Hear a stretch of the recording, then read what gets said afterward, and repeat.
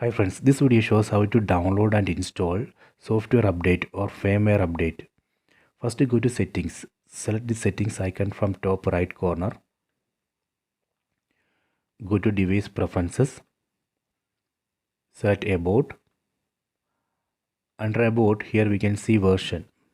Right now I am using Android TV OS version 10. I am going to update this. Go to system update, select this. Now it's checking for update, please wait. Okay, it shows new update available. Version of new update is Android TV OS version 12.1.1. Size of the update is 762 MB.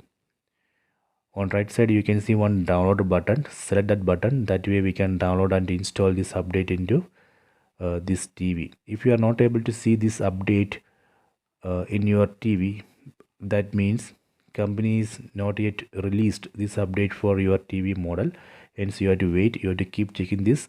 Once this is available, then you would be able to download and install this update into your TV. I hope you have enjoyed this video. Please check it.